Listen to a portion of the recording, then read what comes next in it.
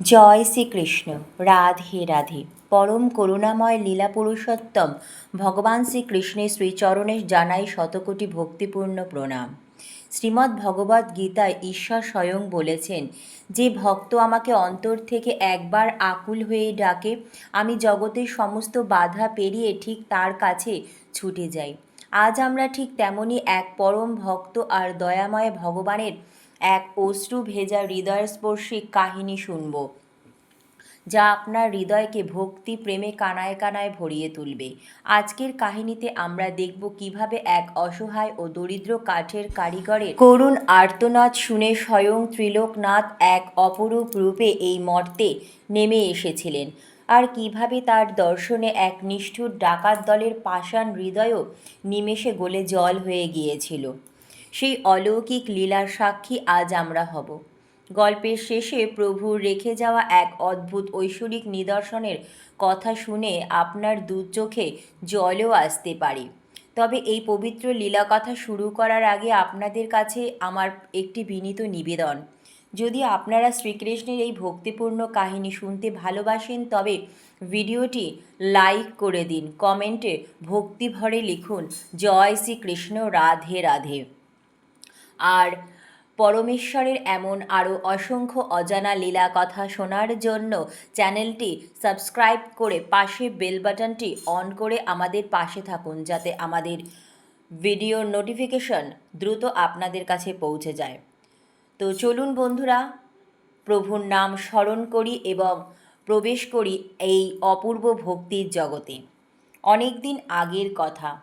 পবিত্র যমুনা নদীর তীরে এক ছায়াঘেরা ছোট্ট গ্রামে বাস করতেন রতন নামের এক অত্যন্ত দরিদ্র কাঠের কারিগর। অভাব আর দারিদ্র্য তার নিত্যদিনের সঙ্গী হলেও তার মনে কোনো দুঃখ ছিল না, কারণ তার মুখে সর্বদা লেগে থাকত রাধাকৃষ্ণের সুমধুর নাম। রতন দিন রাত কাঠ খোদাই করে নানা দেবদেবীর মূর্তি বানাতেন আর মনে মনে ভাবতেন, হে গোবিন্দ, হে মুরারি, আমার এই গরিবের ভাঙা কুটিরে তুমি কবে পদধূলি দেবে প্রভু? রতনের ভক্তি ছিল অত্যন্ত নিষ্পাপ এবং স্বার্থহীন। তিনি জানতেন ভগবান কেবল ভক্তির কাঙাল, ধনসম্পদের নয়। একবার রতন মনে মনে স্থির করলেন, মথুরায় এক বড় মন্দিরে উৎসর্গ করার জন্য তিনি নিজের হাতে শ্রীকৃষ্ণের একটি অপূর্ব সুন্দর মূর্তি তৈরি করবেন। যেই ভাবা সেই কাজ। জঙ্গল থেকে তিনি অনেক খুঁজে সবচেয়ে ভালো কাঠ সংগ্রহ করে আনলেন। তারপর একটানা 1 মাস নাওয়া খাওয়া প্রায় ভুলে গিয়ে নিজের সমস্ত প্রেম আর ভক্তি ঢেলে দিয়ে তিনি তৈরি করলেন তার জীবনের সেরা সৃষ্টি, এক মনোমোহিনী অপরূপ কৃষ্ণমূর্তি। মূর্তিটি এতই জীবন্ত হয়ে উঠেছিল যে দেখলে মনে হতো স্বয়ং ভগবান যেন হাসি মুখে দাঁড়িয়ে আছেন। অবশেষে সেই শুভ দিন এলো। মূর্তিটি একটি পরিষ্কার কাপড়ে সযত্নে জড়িয়ে নিয়ে মথুরার উদ্দেশ্যে রওনা হলেন রতন। পথটি মোটেও সহজ ছিল না। দীর্ঘ পথ পেরিয়ে তাকে একটি ঘন, গহীন এবং অন্ধকার জঙ্গলের মধ্য দিয়ে যেতে হতো। রতন যখন জঙ্গলের মাঝামাঝি পৌঁছালেন, তখন সূর্য প্রায় অস্ত যাওয়ার পথে। চারিদিকে অন্ধকার ঘনিয়ে আসছে। ঝিঝি পোকার ডাক আর বন্যপ্রাণীর আওয়াজে পরিবেশটা বেশ ভয়ঙ্কর হয়ে উঠেছে। হঠাৎ করে জঙ্গল ফুরিয়ে যেন বেরিয়ে এলো একদল নিষ্ঠুর এবং ভয়ঙ্কর চেহারার ডাকাত। তারা চারপাশ থেকে রতনকে ঘিরে ধরল। ডাকাত সর্দার তার হাতে ধারালো তরোয়াল উঁচিয়ে কর্কশ গলায় চিৎকার করে বলল, তোর কাছে যা কিছু আছে সব চুপচাপ বার করে দে, নইলে আজ তোর প্রাণ নিয়ে নেব। রতন ভয়ে কাঁপতে কাঁপতে হাত জোর করে বললেন, ভাই, আমি একজন অত্যন্ত গরিব মানুষ। আমার কাছে সোনাদানা বা মহামূল্যবান কোনো সম্পদই নেই। আমার কাছে সবচেয়ে মূল্যবান বলতে কেবল আমার প্রভুর এই কাঠের মূর্তিটি আছে। দয়া করে এটি আমার কাছ থেকে কেড়ে নেবেন না। আমি অনেক কষ্ট করে এটি মথুরার মন্দিরে নিয়ে যাচ্ছি, কিন্তু ডাকাতেরা তো আর ভক্তির কোনো মূল্য বোঝে না। সর্দার অট্টহাসি হেসে তলোয়ার তুলে বলল, তোর এই কাঠের পুতুল দিয়ে আমি কি করব? তোর কাছে যখন টাকা নেই, তখন এই পুতুল আমি এক্ষুনি টুকরো টুকরো করে কেটে ফেলবো আর তোকেও জমালয়ে পাঠাবো। এই বলে সেই মূর্তির দিকে তলোয়ার চালালো। নিজের প্রাণের চেয়েও প্রিয় প্রভুর এই মূর্তি, এই অপমান এবং পরিণতি রতন কোনোভাবে মেনে নিতে পারলেন না। তিনি নিজের জীবনে মায়া ত্যাগ করে মূর্তিটি শক্ত করে বুকে জড়িয়ে ধরল। চোখ বন্ধ করে সজোরে আকুল কান্নায় ভেঙে পড়ে তিনি ডাকলেন, হে কৃষ্ণ, হে গিরিধারী, হে দীননাথ, তুমি তো ভরা রাজসভায় দ্রৌপদীর সম্মান রক্ষা করেছিলে, প্রহ্লাদকে বাঁচাতে স্তম্ভ ফুরিয়ে বেরিয়ে এসেছিলে। আজ কি তোমার এই অধম ভক্তের আর্তনাদ শুনতে পাচ্ছ না? আমাকে বাঁচাও প্রভু, আমার অহংকার নয়, তোমার এই শ্রীমূর্তির সম্মান তুমি রক্ষা করো। রতনের সেই করুণ ডাক শুনে সরাসরি বৈকুণ্ঠ গিয়ে যেন পৌঁছালো।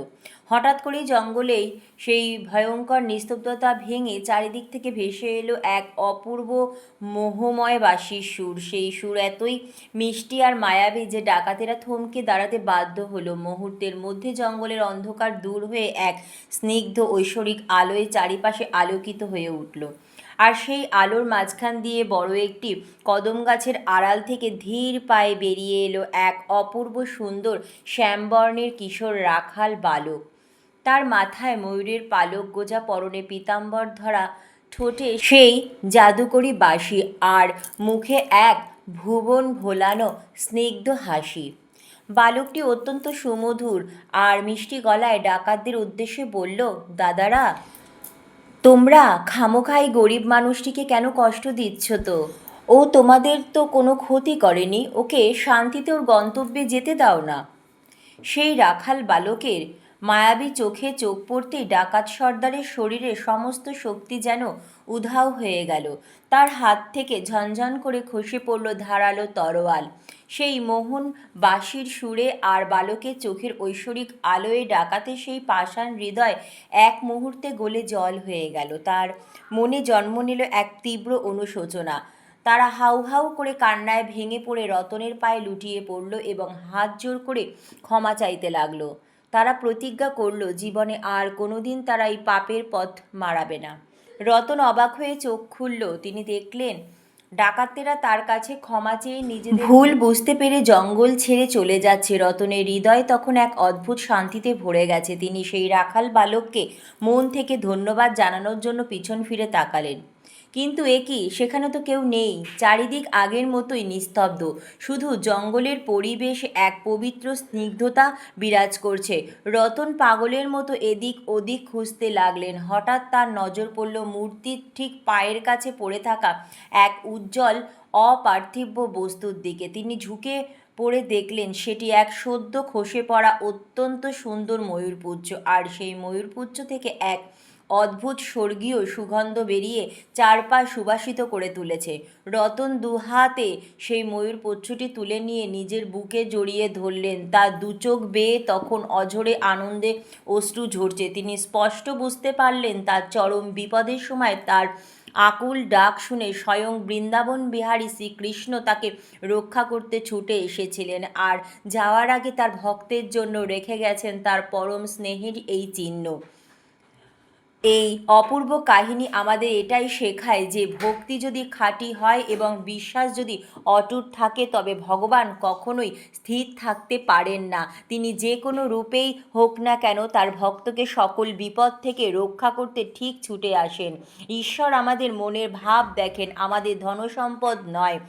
আজকের এই অলৌকিক গল্পটি আপনাদের কেমন লাগলো অবশ্যই কমেন্ট করে জানাবেন। যদি গল্পটি আপনাদের হৃদয় স্পর্শ করে থাকে তবে অবশ্যই আপনাদের প্রিয়জনের সাথে ভিডিওটি শেয়ার করতে একদম ভুলবেন না। ভালো থাকবেন। জয় শ্রীকৃষ্ণ। রাধে রাধে।